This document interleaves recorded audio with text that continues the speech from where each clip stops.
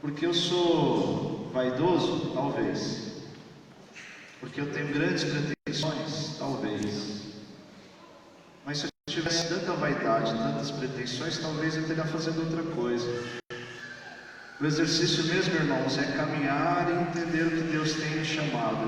O meu coração quer entregar para o Senhor os melhores dias. 40 anos de idade, até os 60, eu quero produzir o máximo que eu puder para o reino. E eu sei que isso tem um custo altíssimo.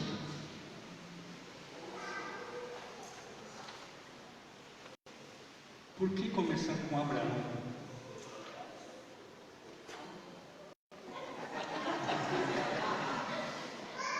Pois é, eu podia começar com outras coisas, mas atribuíram a Abraão, irmãos e irmãs, que ele é o pai da fé.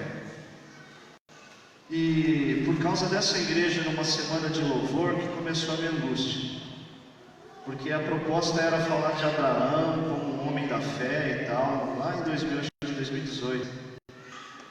E quando eu me debrucei sobre Abraão, eu comecei a perceber que na fé de Abraão tinha uma coisa muito mais de processo, de caminhada, do que de fato convicção. Não sei se os irmãos entendem o que eu estou falando, mas o Abraão é aquele que Deus fala, vai para uma terra, e a terra que Deus manda ele ir, a terra que o pai queria ir.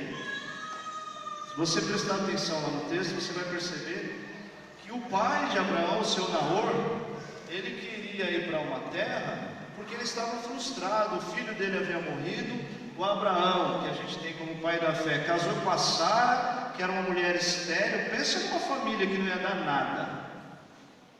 Uma família que o pai está olhando para o filho e fala, um morreu, e o outro casou com uma mulher estéril, não vamos ter nada, que essa família acabou, vamos embora daqui. E o pai coloca no coração uma frustração para seguir. O pai morre. Quando o pai morre, eu li aqui, olhando, o texto não fala tudo isso, porque ali é genealógico, ali é só uma coisa assim. Quando o pai morre, o Abraão fala, bom, vamos ficar por aqui, é aqui que, vamos lá para a terra que o pai queria ir. E ao ir para esse lugar, o Abraão, ele está olhando e está dizendo, eu vou viver de pensão. Eu estou traduzindo para os nossos dias, tá, irmãos? Porque ele ia viver da herança, e Deus fala, sai da terra da tua parentela. A gente sempre olha para isso achando que Deus está chamando Abraão para ir para um lugar, e ele é um homem cheio de fé, cheio de convicções, mas na verdade ele está olhando a frustração de um irmão que morreu. E eu não sei se você já experimentou a morte de um irmão, mas dizem que é algo muito terrível, muito triste. Ele está experimentando a orfandade. Ele está casado com a Sara, que não vai ter filhos, porque já está avançado em idade. E Deus fala, então sai daí, não é para ficar aí. E aí parece que é um pouco da nossa história. O que é que Deus tem no individual para a gente? Aí olhando para esse camarada, eu percebo que tem horas que ele mente. Desculpa hoje a conversa tão franca assim, mas tem hora que ele mente quando os reis perguntam para ele se a Sara era sua esposa. Ele diz que não é, que é sua irmã. Os irmãos se lembram dessa história? Então, irmãos, a fé é esse negócio. Deus fala, vai, e a gente fala, para onde? Ele fala, você já sabe onde é para ir. É para aquele lugar da frustração, é para aquele lugar em que não vai ter fruto, é para aquele lugar em que você, quando Pedro e Tiago e João estão lá a noite inteira tentando pescar, eles voltam e Jesus fala, volta para o barco lá e vai lançar a rede. E aí os caras falam, a noite toda a gente tentou. Então, irmãos, o que é a fé? A fé é voltar os olhos para aquilo que a gente percebe que não vai ter mais nada que nos garanta. Então Abraão é esse camarada que me assusta um pouco. Depois a gente vai passando por outros, pelos profetas, por exemplo, e eu vou percebendo o tempo todo. Eu não vou falar do livro todo para vocês comprarem lá, mas a ideia é dizer o seguinte, irmãos, o Senhor Jesus está nos chamando para experimentar a fé. Você tem fé no quê? No que você tem depositado a sua fé. Deus está dizendo que é para você ou parar ou avançar. Então, começando por Abraão, a gente percebe que o lugar que Deus chama é o lugar da frustração. A igreja está acompanhando o raciocínio?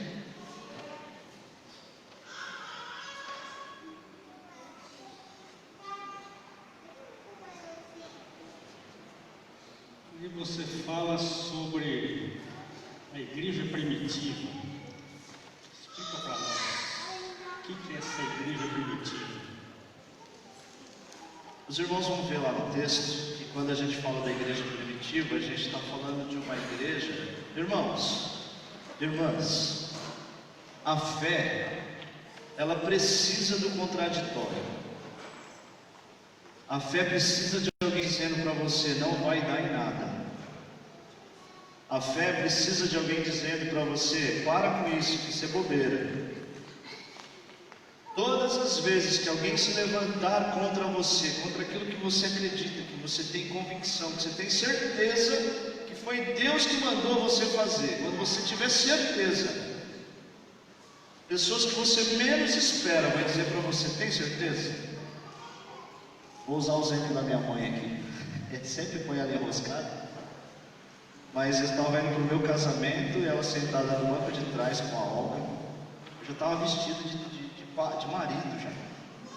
Ela falou, tem certeza que você vai casar? Mãe, agora não, mãe. Faz essas perguntas não, porque eu já estou nervosão. A escolha da profissão dos adolescentes, a gente chega para o pai e fala, decidi, eu vou ser dançarino. E o pai fala, você é doido, dançarino não. Irmãos, irmãs, Deus nos chama e nesse chamado Ele vai confrontar o que Ele está chamando. E na igreja primitiva o que a gente percebe? E eu queria que você prestasse atenção nessa frase, porque essa frase era importante. A mesma igreja que recebe o Espírito Santo, capítulo 2, é a mesma igreja que vai matar o Estevão. É a mesma igreja que apedreja. Ah, pastor, não é a mesma, eles estão reunidos, eles estão ali juntos. O Estevão está dizendo algumas coisas, incomodando aquele povo, dizendo, Deus me chamou para uma grande obra, as palavras do Estevão incomodam, e o Estevão é morto. Se você ler Atos, você vai perceber que quando um se levanta, outro se levanta contra. O apóstolo Paulo está dizendo, eu vou para Jerusalém, as comunidades, as profetisas, as pessoas estão dizendo para o Paulo, não vai, e ele fala, eu vou. Então, quando a gente está falando de igreja primitiva, irmãos, porque a gente gosta muito de romantizar a igreja primitiva, mas a igreja primitiva é essa igreja que Deus derrama o Espírito Santo, e se você olhar lá, olhe lá com paciência, Atos 2, tem gente recebendo o Espírito Santo e tem gente do lado dizendo, tão bêbado. Esses daí estão cheios de mosto, cheios de vinhos. Então, irmãos, o exercício da fé é esse exercício de não sabermos se a gente está sendo contraponto na caminhada do outro. E aí eu não sei por que Deus me fez subversivo, que é, basta alguém dizer para mim que não é possível, que aí vira obsessão. Se você disser para mim que não é possível uma coisa, que esteja no meu coração, aí eu vou fazer questão de ver se não é realmente possível. Então, irmãos, de forma prática para a nossa interação nesta manhã, Deus está te chamando para alguma coisa, e essa coisa, para dar certo, precisa que haja levante. Amém? Tem coragem para isso? As pessoas que se levantam contra são instrumentos do próprio Deus para que você possa avançar. Diagnóstico médico é o próprio Deus dizendo, e agora, o que você faz? Esse é o exercício, e a igreja primitiva está recheada disso. A igreja primitiva está cheia de contraditórios.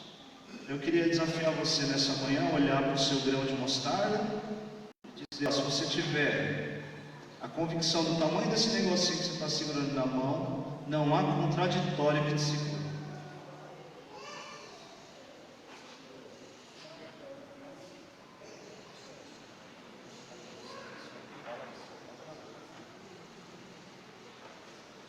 Bem lembrado aqui do professor Kanashiro, porque esse grãozinho pequenininho pequenininho que está na sua mão é só o primeiro passo.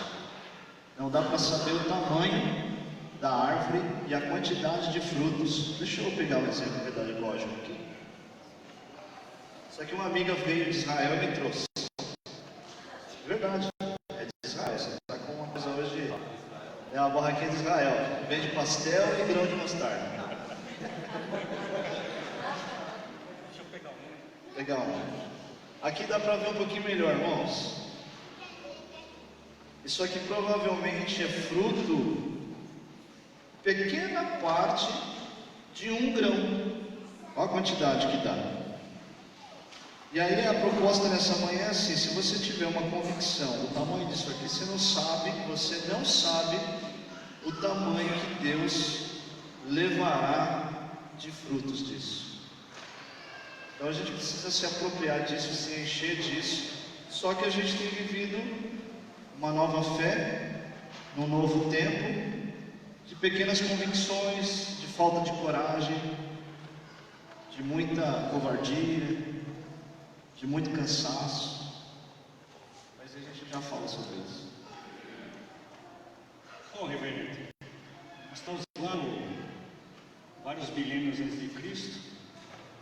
Estamos para os profetas, mais ou menos, o movimento profético começa no século VIII, depois da subida dos reis.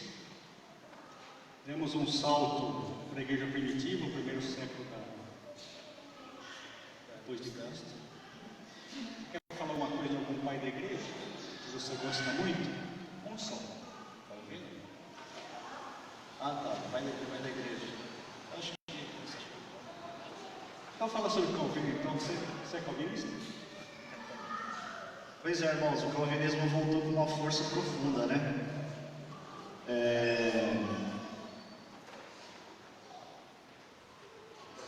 Essa é uma pergunta constrangedora, mas assim, o Calvino, ele vai falar de fé, ele vai contribuir com a reforma protestante. Muita gente não gosta, porque a gente fala tanto do Calvino, e aí a gente fica meio assim com um pouco de repulso. Mas o Calvino, na sua proposta de fé, ele vai dizer que a igreja precisa atuar na sociedade, a igreja precisa atuar na política. Para atuar na política precisa de muita convicção, e o Calvino, então, eu dou uma passada rápida, porque o Calvino aqui, para nós, ele é extremamente importante, porque ele vai dizer que pessoas de fé são pessoas que por onde passam, marcam o local que está passando. E aí fica a provocação para a gente, né? A gente, por onde passa, a gente é aquela pessoa de fé que as pessoas olham e falam: meu Deus, quanta provação, quanta luta, esse irmão só sofre, só se dá mal esse irmão. Eu penso que não é bem por aí a provocação da fé. A fé nos leva a ter relevância. A fé nos leva, por onde a gente passa, as pessoas olharem para a gente e dizer: o que é que esse cara tem que eu preciso, pelo menos, observar. Então, dentro lá da proposta do texto, a gente fala dessa convicção do Calvino. Garoto esperto, né, irmãos? A terceira parte é a contribuição, é a síntese que o nosso querido reverendo ele faz. Evidente que ele não vai dar spoiler, porque senão você não compra o livro, né? Mas o que é essa nova fé para um novo tempo? Irmãos, a gente está caminhando para a conclusão, tá? Por favor, não fique ansioso. Mas eu precisava registrar, pelo menos a minha observação, a minha leitura sobre o tempo que a gente tem vivido. A gente tem vivido um tempo de muito cansaço. Muito cansaço. Quem está cansado hoje? Cansado. Estamos cansados, irmãos. Eita canseira que está pegando a gente. Estamos cansados, irmãos. E não é só um cansaço físico. É um cansaço que tem exaurido as nossas relações. A gente está cansado de esperar, a gente está cansado da política. Os meninos que estão estudando direito já estudam direito sabendo que as leis não funcionam bem. Os médicos estudam sem saber os prognósticos que vão dar. Os psicólogos estão vivendo um período em que eles aprenderam com a sociedade repressora. A psicologia foi inventada ou surgiu em um período em que as pessoas eram reprimidas, em que as pessoas não podiam falar algumas coisas, não podiam se vestir de certas formas. Assim surge a psicologia. O que isso quer dizer? Isso quer dizer que a gente tem vivido um cansaço intenso. A gente, na minha adolescência, a minha mãe era um pouco mais flexível e deixava. Mas a gente cruza com muitas pessoas dizendo assim que não podia muita coisa na igreja. Alguém viveu isso? Que não podia nada na igreja? Não podia bateria, não podia uma série de coisas na igreja, não podia. Sociedade repressora. Tinha que ter medo do pastor. Tinha que ter medo do pai. Sociedade repressora. E aí a gente foi se libertando disso. E aí a gente começou a dizer assim: não, meu filho pode fazer o que quiser. E casamento, se não der certo, a gente separa. E o que isso tem feito com a gente? A gente está cansado, irmãos. A psicologia hoje não dá conta das relações. Psicólogos aí, ainda está gravando ali para a rede, vai dizer: o que você entende de psicologia? A questão é que o cansaço tomou conta das relações, e por causa do cansaço, a gente não produz mais arte. Então, os irmãos estão acompanhando o pastor? A gente não produz mais arte. A gente está vivendo um período da arte, que tem um teórico chamando da arte do liso. O que é a arte do liso? A gente olha pela tela. No celular, enquanto se eu falar qualquer coisa aqui, você já olha no celular para ver se eu estou falando a verdade ou não. Se eu estiver mentindo, já faz assim: pastor, está errado. Não é nem porque a gente sabe, é porque o Google, o algoritmo, tem nos salvado. A gente está tão cansado que a gente não vai mais no museu. Quer dizer, a gente já não ia. Agora que a gente não vai mesmo. Porque você põe no Google, o Google resolve. A gente está cansado, irmãos. A gente está cansado. A gente se cansou das relações. Então, se alguém estiver nos irritando, a gente bloqueia. Essa semana, pela confusão que teve no Supremo lá, confusão não, né? Aquela coisa, questão política, já teve gente separando os amigos, falando: ó, ai que canseira que eu estou desse cara aqui, da direita, ai que canseira que eu estou desse cara da esquerda. Então, qual que é o nosso tempo? Nosso tempo é um tempo do cansaço. Nesse tempo do cansaço, a gente não se esforça mais, a gente exige transparência. Preste atenção nisso que o pastor está falando. A gente exige transparência das pessoas. A gente quer ouvir uma pregação em que o pregador nos atinja. A gente quer ouvir uma pregação que o pastor fale um negócio que vá no nosso coração. A gente quer ouvir uma pregação que haja transparência, a verdade. Só que se o pregador disser a verdade nua e crua, se o pregador disser: olha, eu não sei esse assunto, eu não domino tal assunto, sabe o que acontece? A gente desiste. Então a gente exige transparência, a gente vive pela transparência. Então ontem eu convidei a André e o Renato para jantar e falei: por favor, não fala para ninguém. Sabe quantos likes de fotos do meu hambúrguer? Mais de 100 likes de pessoas, mais de 100 pessoas souberam o que eu comi ontem depois do culto. Pessoas que deram curtir, fora as pessoas que olham e falam: ó, pastor, olha lá.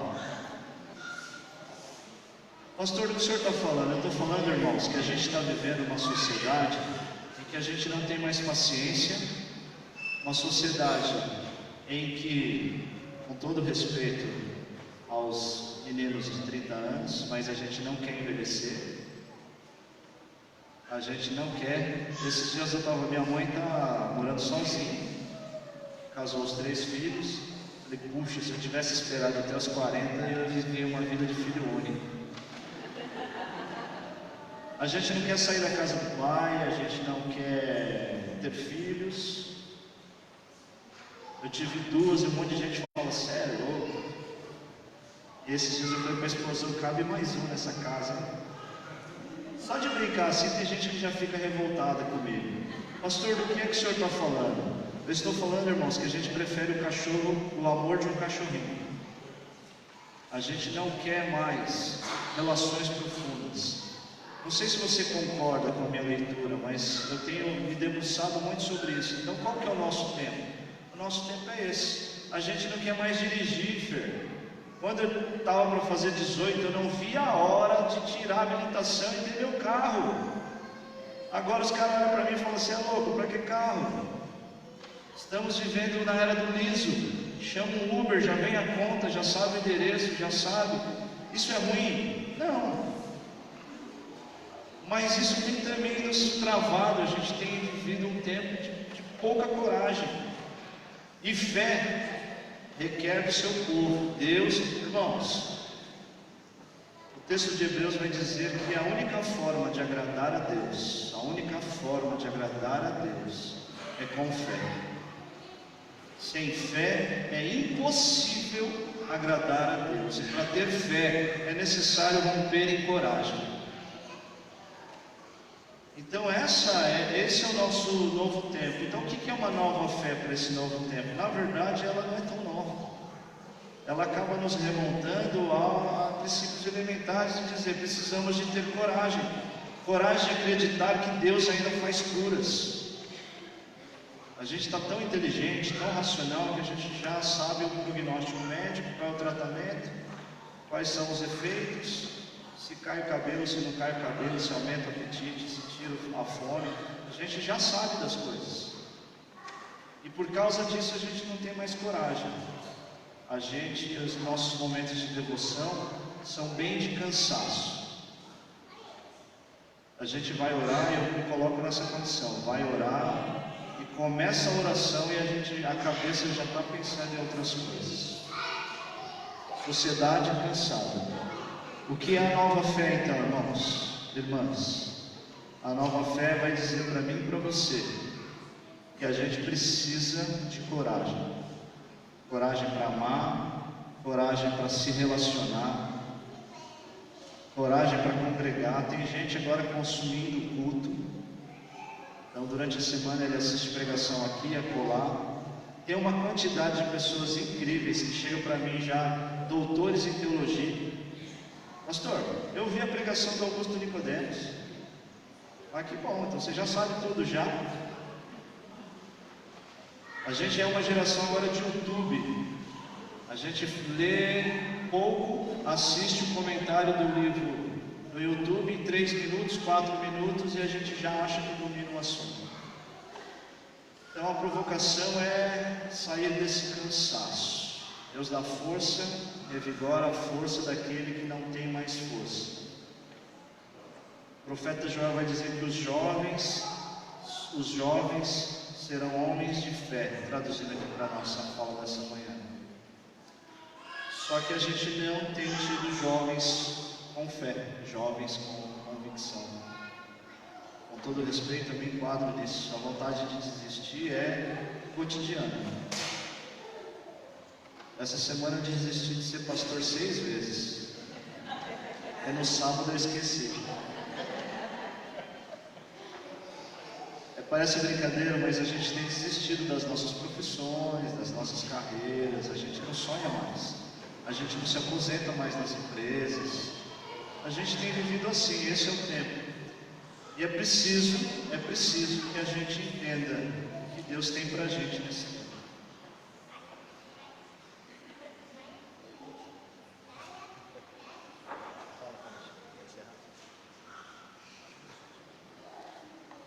Irmãos, tudo bem? Deu para entender um pouco da ideia? A ideia é o seguinte: nós precisamos entender que Deus requer do seu povo fé. Todas as vezes que você for se encontrar por uma manhã como essa, requer de nós Fé. Fé para quê? Para entender primeiro que Deus nos quer neste lugar. Segundo, o contraditório é necessário. A gente precisa daquele irmão tribuloso. A gente precisa daquele irmão rebelde, aquele irmão. A gente precisa. E quanto mais gente ruim no nosso pé, melhor, porque a gente avança. Então, irmãos, quanto mais difícil for sua família. Ô pastor, então, não estou entendendo. Eu queria dizer para você, quanto mais você me irritar, mais livro eu vou escrever. Quanto mais a gente tiver que romper em fé, mais Deus vai usar o contraditório. E a ideia é que olhar desde Abraão até o tempo presente, a gente precisa de fé para entender que Deus está habitando nas nossas relações. A gente precisa de fé para entender que a esposa que Deus deu é para a gente ficar até o fim dos dias e encontrar na eternidade. Aí tem misericórdia, o sangue de Jesus tem poder. O Senhor tenha misericórdia de nós, que haja em nós fé, fé genuína, fé pura, essa fé que agrada ao Senhor. Então, isto posto, se alguém quiser participar, fazer alguma pergunta, que não me constrange, porque está gravando, pergunta fácil. Por favor, Fê, pode ir.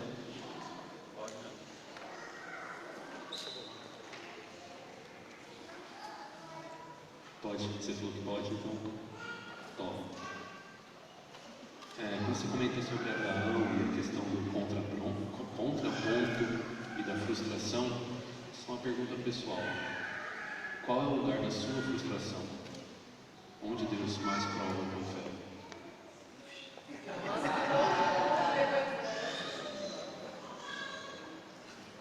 Ô Fer, obrigado por essa pergunta, viu? Sensacional.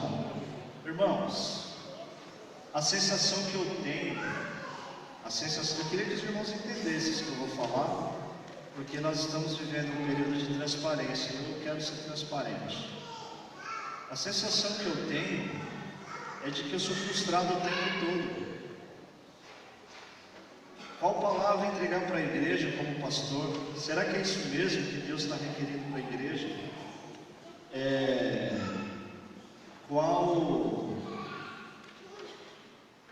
As relações do casamento, como educar as filhas, 2 bebês em casa, 2 crianças, parece algo tão simples para cuidar, mas tem ganhado uma proporção tão grande assim de olhar para o futuro e dizer, puxa vida, o que serão no futuro?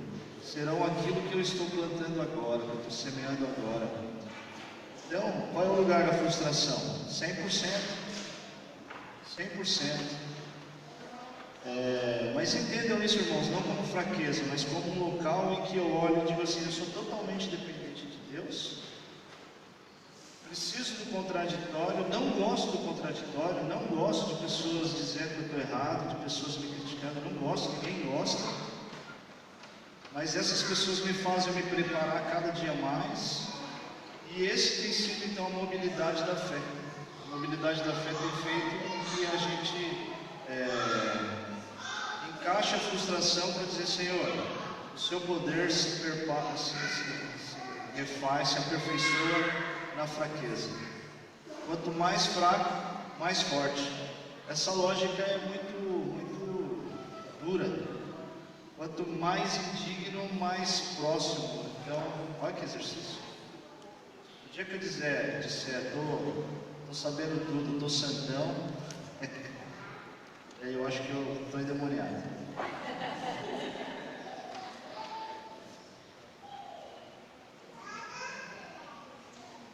A esposa que faz a pergunta.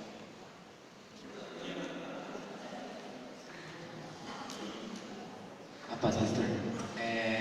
A gente vive hoje numa sociedade, principalmente a parte dos jovens, né, que eles são extremamente influenciados, né? Eu lidero um grupo na faculdade, né, que cuida desses jovens, e diversos casos aparecem lá de pessoas com ansiedade, de pessoas com problemas mesmo mentais, né, ansiedade, psicológicos, exatamente.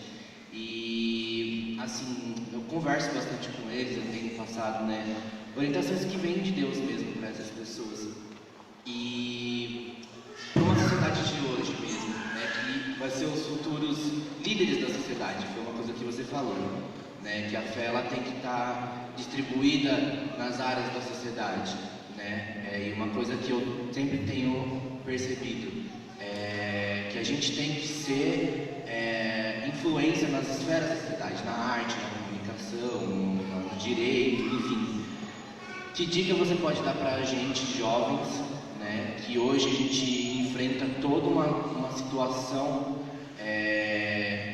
que realmente a gente precisa sair da nossa zona de conforto, né, e experimentar mesmo assim o novo de Deus e a fé que Ele quer dar para a gente, né, que métodos a gente tem que tomar e o que a gente tem que fazer, quais são as saídas que a gente tem que fazer para poder mesmo experimentar essa fé que Deus quer dar para a gente.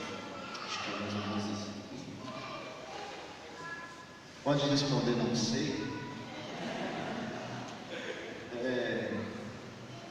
Duas coisas que eu queria reconsiderar aqui. Reconsiderar não, é que você falou, você me colocou distante dos jovens, eu sou jovem. Essa brincadeira que eu estou fazendo aqui é só para reforçar essa ideia de que a gente não quer amadurecer, de que a gente fica resistindo, isso é uma resistência à fé. Que dica dá para um jovem para avançar naquilo, a beleza da juventude, e parece que eu já estou distante dela, mas eu ainda quero lutar com isso, é a possibilidade de sonhar. Esses dias eu estava vendo um vídeo de um cara tocando baixo, o cara estava fazendo algo assim, extremamente bonito, virtuoso, lindo no baixo, e eu senti saudade do tempo em que eu sonhava que era possível fazer aquilo. Entendeu o que foi? Tinha 15, 16 anos e eu olhava os caras fazendo uns negócios e eu falava, puxa, um dia eu vou fazer isso.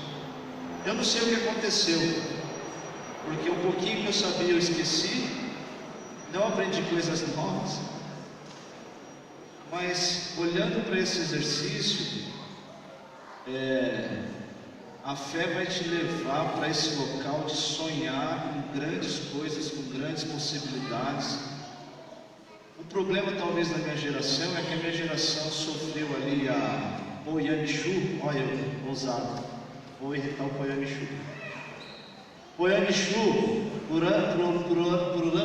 longos anos da minha adolescência, o povo dizia assim, ó, engravide de uma bicicleta. Quando você engravidar de uma bicicleta, pensar nessa bicicleta, Deus vai realizar. Engravide de ser presidente de uma empresa, de uma multinacional, engravide de ser o grande publicitário, engravide. E a gente engravidou, mas era lombriga, não era gravidez, era a gravidez da moça lá do Taubaté, sabe? E aí o que acontece? Agora, perando a fase adulta, a gente descobriu que aquilo que disseram pra gente que era possível ser presidente, ser e tal, a gente descobriu que os chineses chegaram, dominaram o mercado, as multinacionais, a globalização, e aí a gente começou a entrar na faculdade, e ao entrar na faculdade os professores começaram a dizer pra gente, ó, não basta só uma graduação, precisa ter idiomas, precisa ter pós-graduação, mestrado. Eu falei, tem fim isso aqui. Então qual que é a dica? Não é volte a engravidar porque não deu certo. Olhando para trás não deu certo. A dica é balizar esses sonhos, sonhar mesmo com convicção, ter coragem para sonhar. A gente tem um texto do Franz Schaeffer que diz que a gente é viciado em mediocridade. Eu confesso que eu sou um grande pato. A esposa sempre pega no pé. O que é um grande pato? Não nada direito, não voa direito, anda assim. Então eu me considero um grande medíocre. Isso é bom ou isso é ruim? Depende. Ter consciência disso me faz ter coragem para dizer, não, eu preciso me aprofundar, preciso sonhar. Então quando a editora falou assim, quantos livros? Que resposta dá? A mesa diaconal hoje pela manhã falou: pastor, quantas pessoas vão estar aqui? Eu falei: vixe, eu convidei toda a minha rede digital, a minha rede lisa, meu relacionamento liso, toda ela, 3.000 amigos. Olha só, tive que mandar minha mãe, eu briguei, falei: mas se a senhora não tiver. A Gisele falou: tem certeza que você quer que eu vá? Eu estou brincando, irmãos, porque de 3.000 amigos, ali o Arruda que chegou atrasado. Ah, é verdade. Já fiz você, né? Irmãos, e aí, tentando tocar aqui, que dica que eu dou? Acho que tem que sonhar que é possível sim fazer aquilo que a gente está no nosso coração. E aí Deus vai colocando um contraditório. E aí Deus colocou um contraditório, por exemplo, no baixo. Sério que você vai fazer isso? Aí chega no Cipava, uma igreja, que tinha 4 baixistas melhor que eu. Falei: quer saber, eu vou desistir, eu vou com o piano que não tem ninguém. Aí eu fico atrapalhando os caras até eu melhorar. Aí chega um pianista melhor que eu, aí eu vou pro violão. Porque no violão dá para colocar 4, 15, 20, não atrapalha. Ah, mas agora você é versátil em vários instrumentos. Não sei não. Então, jovens, importante a gente sonhar. E aí eu queria trazer para a esfera da igreja. Que igreja que a gente tem sonhado? Que igreja que a gente quer fazer parte? A gente tem consumido igreja. A gente quer uma igreja viva, mas a gente tem vivido essa experiência de: eu vou ali porque aquela igreja é a top. De vez em quando eu vou em umas igrejas aí famosas, tem um monte de gente lá, tudo amigo meu, desistiram. Tudo bem, gente? A esposa vai fazer e a gente encerra essa rodada para respeitar o horário. Só me elogia, amor.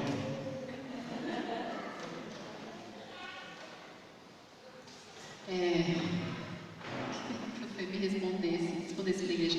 Como dissociar fé de religião e como aglutinar a velha fé com uma nova fé para um novo tempo.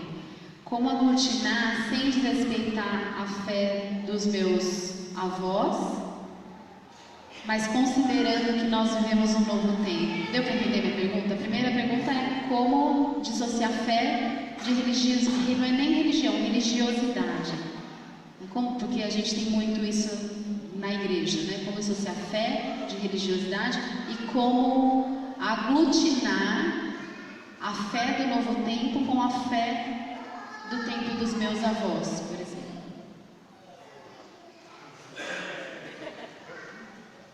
Vai almoçar na minha mãe hoje.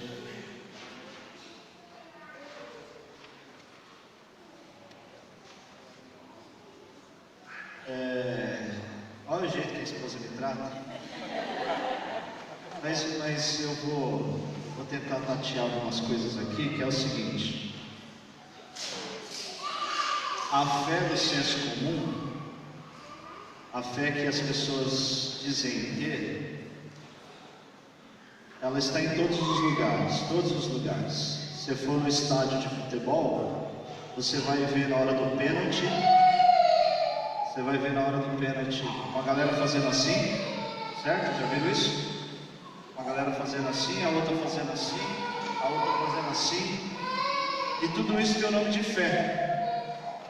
Tudo isso quer dizer fé. As pessoas estão dizendo, então, a diferença entre fé e religiosidade é que elas acabam se misturando um pouco, mas a fé, pelo que a gente está propondo aqui, é esse entendimento de que eu tenho algo específico para fazer.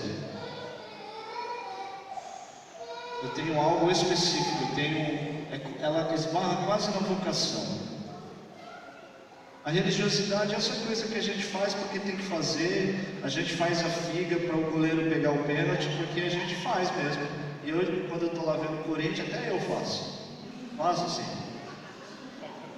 Vai dar certo? Não sei, mas eu já falei isso para os irmãos, quando eu era adolescente, criança, que eu ia jogar bola, eu tinha inveja dos meus amigos católicos, porque eles iam fazer as coisas, eles faziam assim, dava certo, e eu não podia fazer nada, eu não tinha nada para fazer, e adivinha, eu chutava para fora.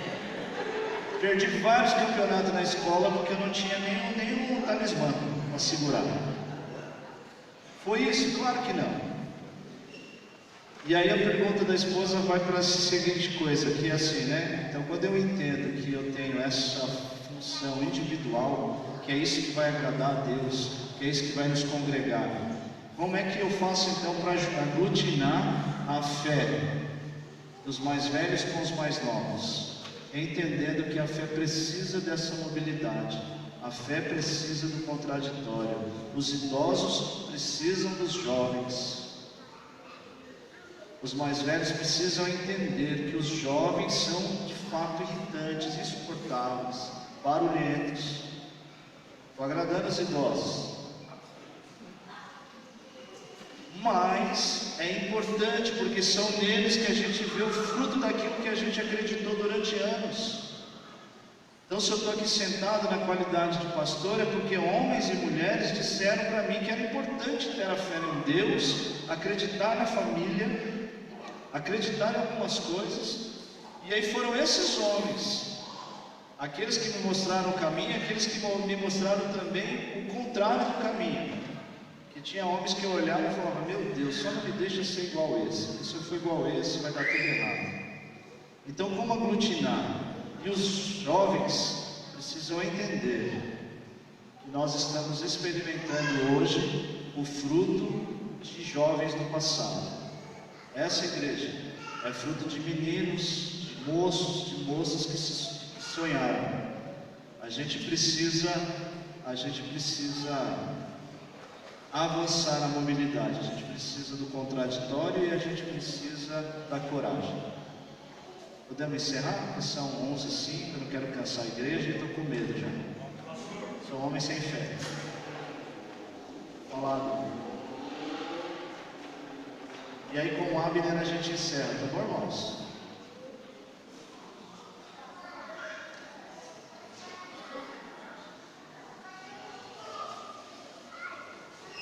A paz do Senhor Jesus com todos.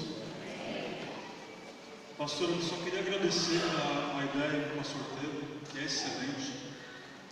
Estamos vendo realmente dias que precisa haver fé no coração de todos. Homens, velhos, crianças, todos. Aquilo que está escrito na palavra de Deus, irmãos, vai acontecer com certeza, que é o fim desse mundo. Que vão prevalecer sobre tudo, conforme a palavra de Deus diz, que é o amor e a fé. A fé é importantíssima. Então, pastor, eu quero agradecer e espero que a igreja e os irmãos e as irmãs entendam a importância daquilo que o pastor está querendo que vocês entendam. Apenas isso. Muito obrigado, pastor. Obrigado. Pastor, o Abner me fez a pergunta, vou fazer a que ele não fez, tá? Para devolver o microfone para o Canachiro. A falta de credibilidade na humanidade, nos homens, nos nossos líderes, nos nossos representantes, né? A gente vê uma sociedade descrente hoje, sem fé, né? Essa falta de fé que tem levado muitas pessoas, inclusive, ao suicídio, né? Ela pode ser atribuída a uma projeção do que a gente tem experimentado no âmbito humano. A gente muitas vezes está projetando aí, ou transferindo também a diminuição da nossa fé, da nossa credibilidade no eterno, no Deus. Falar de eternidade é quase beirar o ridículo. Tem vivido esse tempo que quando a gente olha para a questão de Jesus vai voltar, parece um louco na praça. Quando a gente fala questões que nos balizam, eu tenho insistido aqui na igreja, que a igreja é esse local que Deus fez para a gente se parametrizar. Temos diversas profissões, diversas faixas etárias, e a igreja é esse local comum que Deus fez para a gente se balizar. E aí, Ronaldo, quando você fala da descrença na eternidade, é muito fruto dessa nova, que eu estou chamando de nova fé, porque a gente está cansado. Jesus vai voltar? Mas isso aí minha avó já falava e dizia que a avó dela que falava. Então a gente tem vivido, de fato, essa falta de coragem, de crer, de entender os tempos e as propostas de Deus. E aí o desafio, então, para sintetizar o raciocínio aqui dessa manhã, Deus está dizendo que a gente só precisa disso aqui. Consegue enxergar? Nem eu consigo enxergar. A gente só precisa disso aqui para agradar a Deus. A questão é que Deus a gente quer agradar. E Jesus está dizendo que isso aqui é o suficiente para agradar esse Deus que você tem depositado a sua fé. Isso aqui é o suficiente para mobilizar a sua vida, para você acordar todos os dias de manhã, para você ir para o trabalho, para você correr atrás de dinheiro. É isso aqui. Então, sem fé é impossível agradar a Deus, mas a fé precisa crer que Ele exista. Tem gente tendo fé em uma série de coisas. E aí, Ronaldo, a gente não tem mais fé na humanidade, a gente tem pouca fé na gente, e a gente tem vivido um tempo de pouca esperança.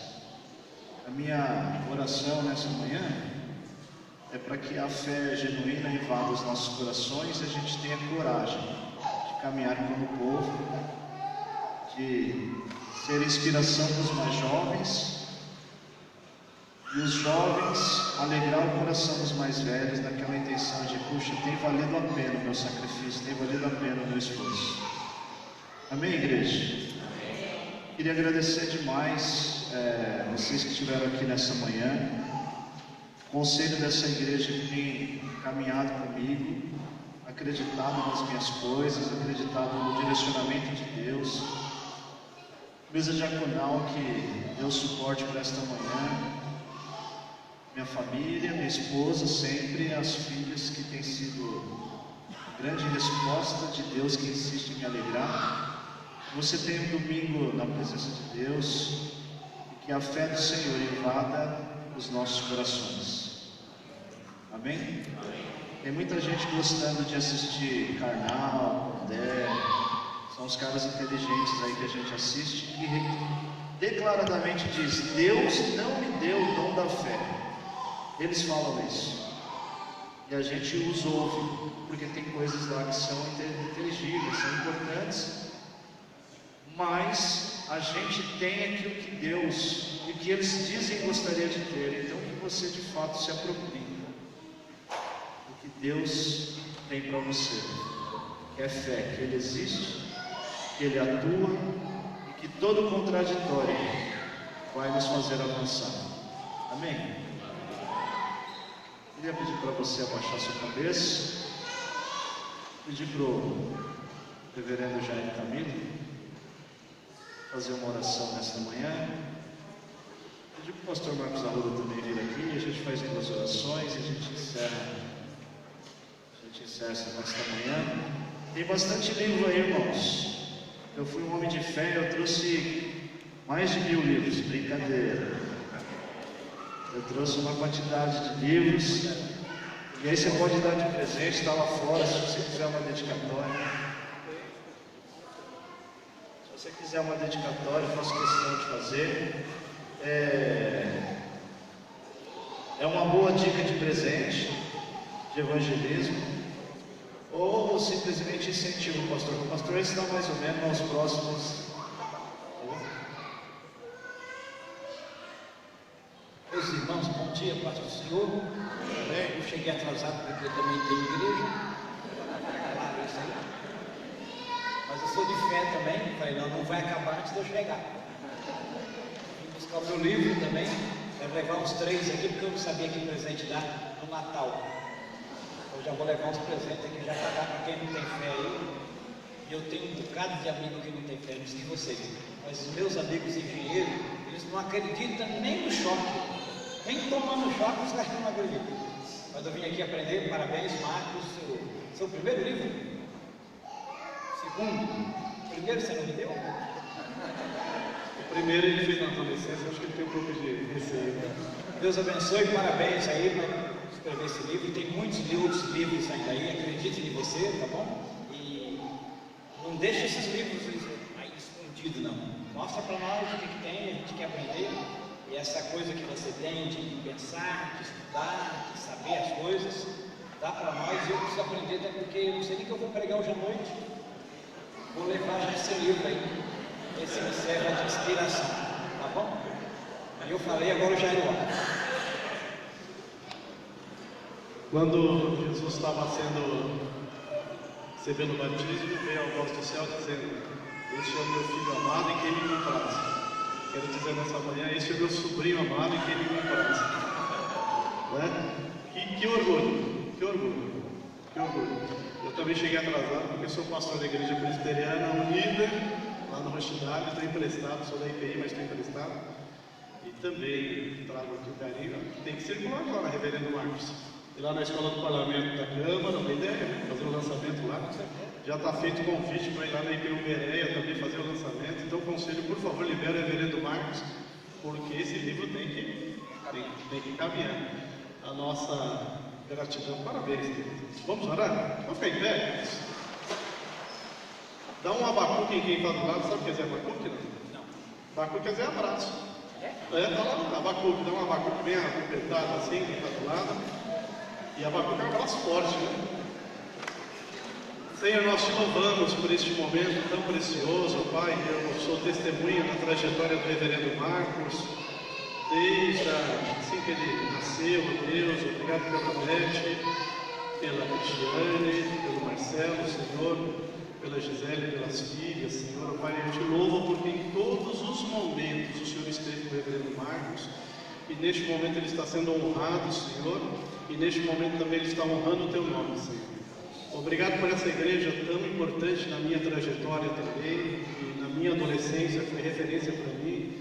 E que o ministério do Reverendo Marcos aqui, nesta igreja, seja frutífero, Senhor, como tem sido. Obrigado pela editora, Senhor, que está apostando nesses trabalhos, nessas reflexões. Nós abençoamos a editora também, prospera, Senhor, e melhora os negócios e faz dessa editora tão relevante, uma potência, Deus, no mundo editorial, Senhor. Pai, que é, sobretudo, a tua fé, Senhor.